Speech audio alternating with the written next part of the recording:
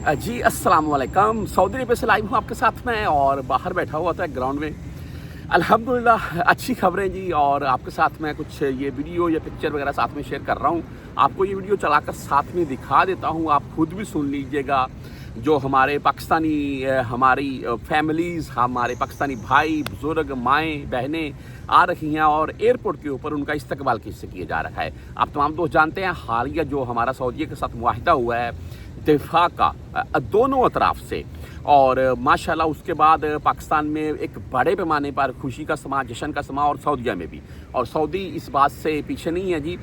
यहाँ पर मैं आपको एक वीडियो क्लिप साथ में सुना देता हूँ, आप खुद सुन लें। पाकिस्तान जिंदाबाद।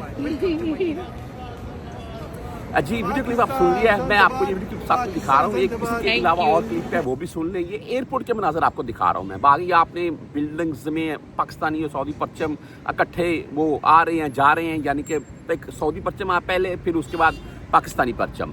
तो बहरहाल ये बात यहाँ पर एक और ऐड करूँगा मैं, आगे वाली वीडियो भी आप देख सकते हैं। पाकिस्तानी हैं, ख़वातीन हैं, और सऊदी उनको बाकायदा गिफ्ट के तौर पर तस्बीह और एक शाई के लिए जो होती है वो इनकी एक सकाफती चैन का बोर है वो दे रहा है गिफ्ट।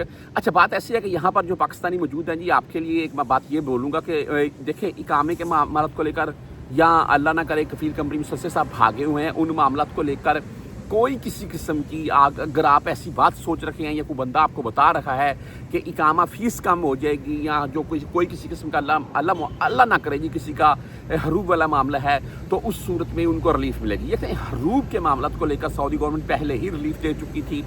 फैमिली विजिट वीज़ा वालों को पहले ही रिलीफ मिल चुका था 3 मंथ का, उसके बाद फिर 3 मंथ का कि आप कहीं भी अपना वीज़ा एक्सटेंड करवा लें, और ताकि लीगल तरीके से आप खुद चले जाएं, ताकि दोबारा आप सऊदी में वापस आ सकें। भाई उन मामला की सूरत में कोई खबर अभी कंफर्म नहीं है, मत कर लीजिएगा। हाँ, जैसे ही इनके मतलब कोई न्यूज़ आएगी उससे आपको अपडेट कर दूंगा।